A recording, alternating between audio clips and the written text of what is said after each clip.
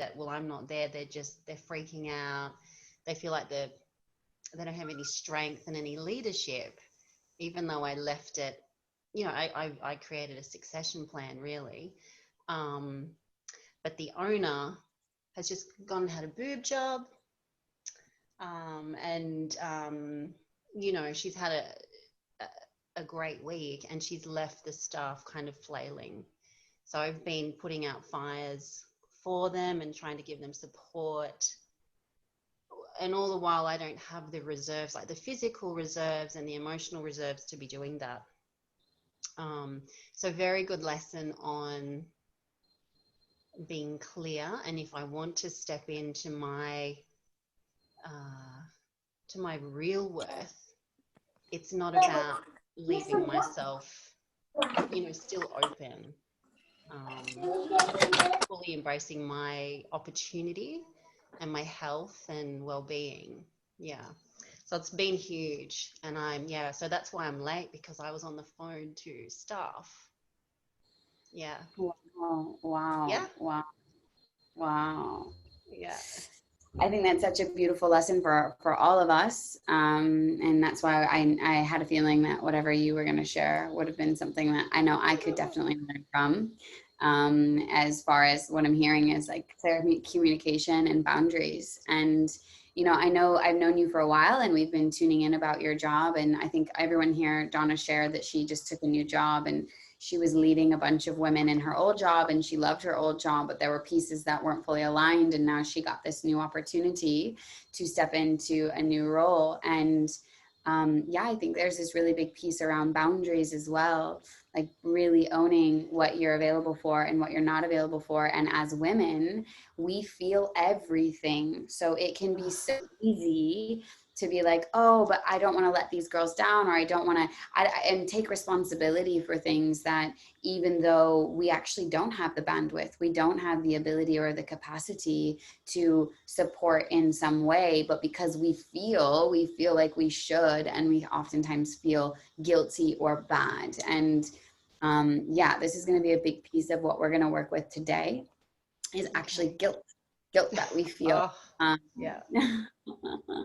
Yeah, guilt and fear. So I'm going to shake it off so I don't bring that energy into the group. So I'm just going to pop over here for a minute. Go for it. And also, you're totally welcome to bring it. You can shake, and I honor that, and just letting you know you're so welcome. All of you. That's what this whole thing is about. So take care of you, and know that all of you is welcome. Yeah, I need a full body shake over to the left. Okay. Role model. To the left. Yeah, perfect. Okay, so my loves, I realized what was going on with the time and date.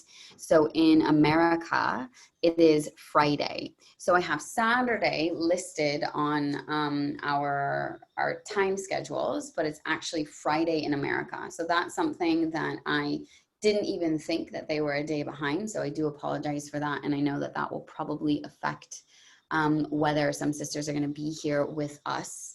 My bad on that. Donna was just speaking into communication, being able to, she's learning lots of lessons in communication this week. And I think this is really important.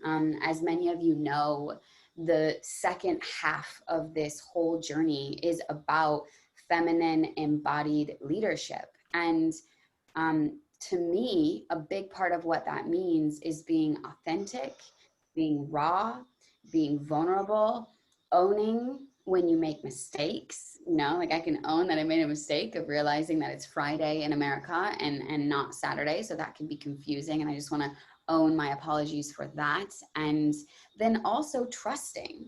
And I think this is another really big piece of feminine embodied leadership, is not only feeling from our bellies, from our guts, from our wombs, what feels good, what feels right. There might be logically the perfect job or the perfect opportunity or the perfect partner, and yet there's something in our energy field that is like, it feels really, or it sounds really good, and I should be really excited, but there's a part of me that doesn't feel like it's a full body fuck yes. And a big piece of that I feel leaning into and creating leaders who are moving from not just a personal idea or agenda of I think things should be this way or I feel, but really coming from a transpersonal space. And a transpersonal space is looking at the bigger perspective, looking at what's happening in globally, larger than ourselves, larger than our own individual stories of good, bad, right, wrong, I should, my society says, my parents say, my whatever is, and really looking up how can we show up as leaders in this world? How can we show up and how can we create and how can we move? And what's so interesting, and we're going to speak more into this next month, when you are holding space, whether for a one-on-one session or whether for a group session, whether it's teaching yoga or whether it's holding ceremony or holding a sister circle or anything you're doing, even walking into a board meeting and you're going to present to a boardroom. One of the things that I have learned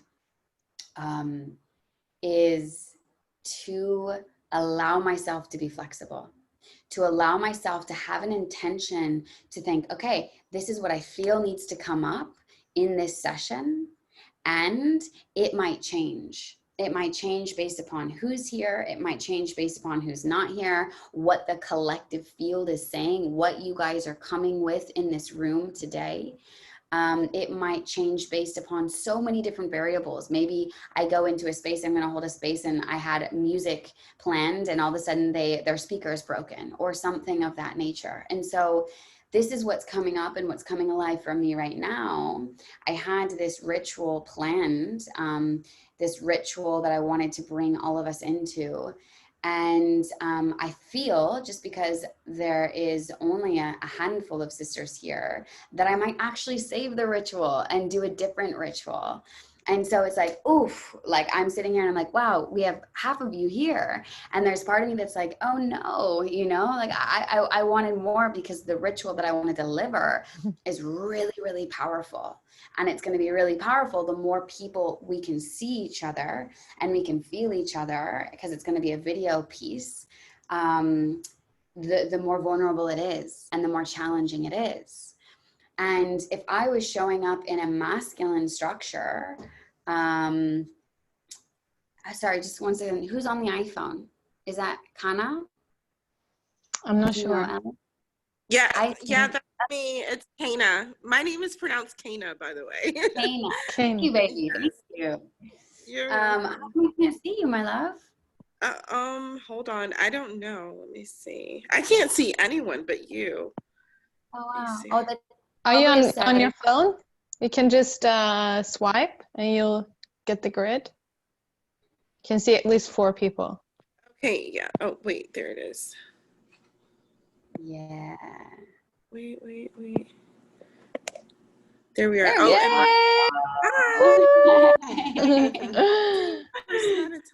You're beautiful. Yes, it's so much fun to see you. And Mariana is here. Yes, Mariana. Hello, I made it. Hey, cowboy hat and everything. I love it. Yeah, I was on the beach. Yeah, so good. Okay, and Ellen, you tuned into the rest of the sisters. I know I just made an announcement that it was completely my fault in realizing that I put Saturday, not realizing that Saturday it's different days. So we have Friday in America and Saturday, which is why there was some confusion, and I'll be sure to fix that for our next rounds. And this is a big part about being a leader, is that we're not perfect and that we have little small hiccups and things that happen along the way. And how do we move with that? How do we not take it personally? How do we continue to stand up and be like, well, okay, I could have done this differently. And how can I move with what's alive and what's in front of me right now? And I was just speaking into, before you came on, Kana, was how it can be, in my viewpoint, masculine leadership, masculine energy is very focused, very linear, very goal-based, very objective-based. And feminine leadership is really more about the feeling. It's more about dropping into moving with what's alive right now, realizing that maybe my goal was this, but as I'm right here, I'm realizing that that goal no longer feels in alignment. It no longer feels like that's actually what I desire and what I want. And so I had the ability, as being embodied and being in my body, being like, okay, if this is no longer in alignment, can I pivot? What is in alignment? Because as we grow and as we evolve and as our consciousness expands, we have this ability to tune in and say, okay, well, what I thought what I wanted was X, but now that I'm halfway there, what I'm realizing was the reason why I wanted X was because I thought it would bring me whatever. And now that I'm halfway there, I'm realizing that's actually no longer what I desire or what I need. And Kayna, I know you and I were chatting a little bit about your beautiful experience and what's been coming up for you as you're navigating off the hotlines, and there's this feeling, we were talking about guilt with Donna earlier, this like feeling of guilt, like I'm here to wanting to support these people, wanting to support these clients, and I don't want to leave them, and I know that they really appreciate me and I appreciate them, and when I tune into myself, it's not actually the highest vibration for me and my gifts and what I'm here to offer and my energy. And it can be a challenge being very a felt-based being, which is in the feminine. The gift of the feminine is to feel, and also not fully taking that on and realizing that actually when I'm sacrificing, I'm not only weakening my own ability to show up and support, but I'm also unfortunately not in my leadership, not fully embodying that role of how to take care of yourself, and also leaking my reserves and not being able to show up more fully for all the people who are really needing me and wanting me and my gifts to the world. And so just before you guys got on, we were also talking with Ellen. Ellen right now, she is in her work, which is the very opposite of what we're doing right now. So she's in her work. She was like, I was literally just helping someone pee before I got on this call. And she gets on this call. She's like, it's the exact opposite of what we're doing here. She has her visual. I heard that. I was on the Facebook Live. Yeah. So my love, this is beautiful. And yeah, I just want to start off again by owning that piece of my challenge with time. I don't know about you guys, but since this COVID stuff has been happening, and I know we have a lot of intuitive, amazing, wisdom, psychic, witchy people in here, sisters. And I don't know about you ladies, but for me, there has been a very strange relationship with time in the past. Like I would really say the past month, I've been noticing it even more, but somehow it's like, I feel my physical body feels tired, but my energetic and my mental body are very active, but it's not coming from like an anxiety place. It's coming from a, like, there's just a lot moving, and it's created strangeness. Yeah. I'm seeing some heads nod. Yeah. Yeah. 3:30, my eyes literally just pop open, and Yeah. that's it. You know, I'm busy. Yeah. And I feel like in my dream state, I'm busy, really busy as well. And during the day, my body is really like, you know, when you're getting a virus, and your arms and your legs are heavy. Yeah. Mm-hmm. That's what's happening. Like I'm integrating whatever's happening into my physical body, and it's just I guess because the frequency of our bodies are slower and heavier, it's just taking a bit of a toll on my body. Yeah, 100%. This is what I've been feeling too, and I'm super curious. What I'm gonna do is we're gonna start off with a drop-in first. So funny, I had something completely different planned. Here we go. So I saw that Kimberly was trying to get on. She was on for a second. Can you check in with her real quick, Ellen? Okay, so what we're gonna do, I'm gonna be in flow right now with the feminine, and what I'd love to do is I'd love to start by everybody taking a moment just to maybe close your eyes and arrive into this space, knowing that we're all coming from different backgrounds. Maybe we thought that it was the wrong day because Amanda put the wrong day on there. Such a three-dimensional mistake here. And we've come from maybe a long week. There's been lots of shifts in our own personal lives, in our own collective lives. And as we drop into this container together, creating this sacred space, just calling in all the sisters who weren't able to be here and just calling in their energies, knowing that when they tune into this, it's going to be the perfect moment for them. It's going to be the perfect ritual. It's going to be the perfect alignment for all of us, as we know that ultimately at the end of the day, we are divine.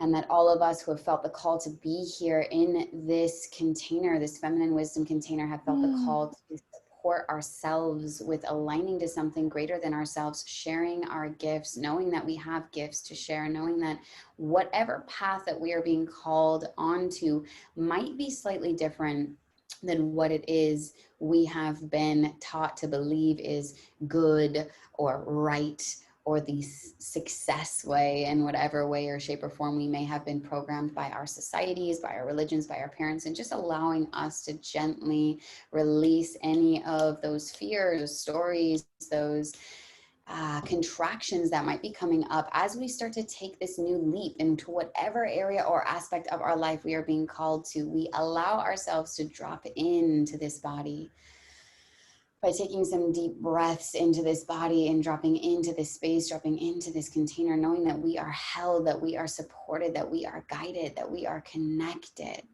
to something bigger than ourselves, and knowing that when we allow ourselves to drop out of the mind and out of the ego and out of the stories of good and bad and right and wrong, we allow ourselves to access different channels to which we can tap into as multidimensional beings, that allows us to transcend all stories, patterns, habits, and limiting beliefs that are keeping us back and no longer serving us into what it is that we truly know that we are here to be. And in this moment, I create a sacred space that aligns itself with the highest vibrational form and expression of each and every single one of us in this container, allowing us to create this sacred portal to which all that wants to drop in will drop in with effortless ease and grace, coding this container of the highest vibrational frequency, just calling in the elements, allowing those elements to support us each and every day, calling in the ancestors, both of our own personal lineages, but also of the lineages on the land that we are in, and also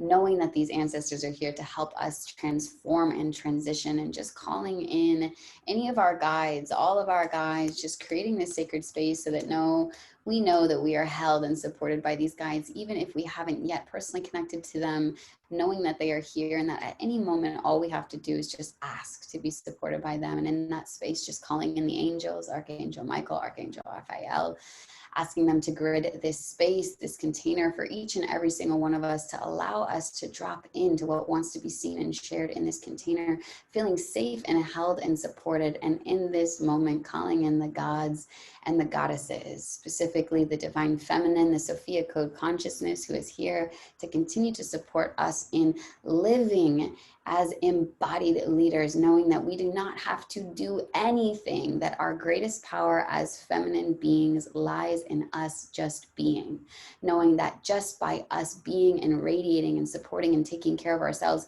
and showing that, using our voice, sharing that with the world, we will change the vibrational frequency that we are seeing and receiving, and thus therefore magnifying this frequency on the planet. And so in this moment, just creating this deeper alignment for all of us and all the sisters here, and calling out to all the sisters who are here, maybe not right here, right now in this three-dimensional form, but knowing that they are in this channel, this container, this support system, this network that we've all said yes to creating together. So in that moment, taking a deep breath in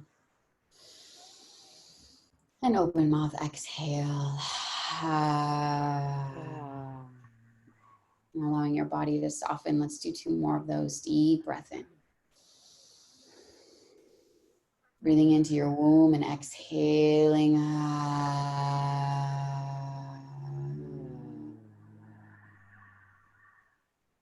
Taking one more, maybe the deepest breath you've breathed in all day, aligning all the cells of our bodies to the highest vibration, inhaling and letting it go with a sigh, exhale. And just pausing here, keeping your eyes closed and just feeling into yourself for this moment. Noticing whatever emotions are here, whatever is present.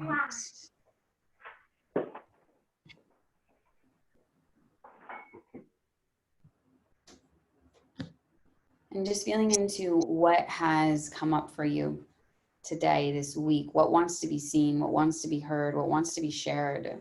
This is a space for all of us to begin to share what is alive for us, realizing that our individual journey, whatever is coming up for us individually, we are actually tapping into something greater, that we are a part of this collective, so that your voice, what you share, your personal story is not just unique to you, but actually has a deep, deep, deep connection to not only everyone in this container in some way, but also the larger collective. So what feels like it wants to come through right now is a womb share.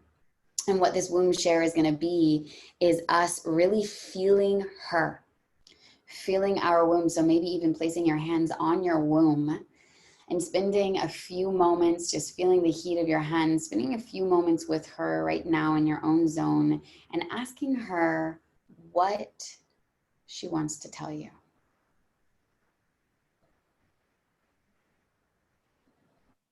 And what she wants to share.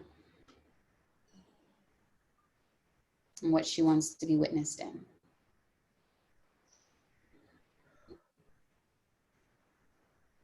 And just taking a few moments just to listen to see what she's saying. In this moment, we're just giving her a voice.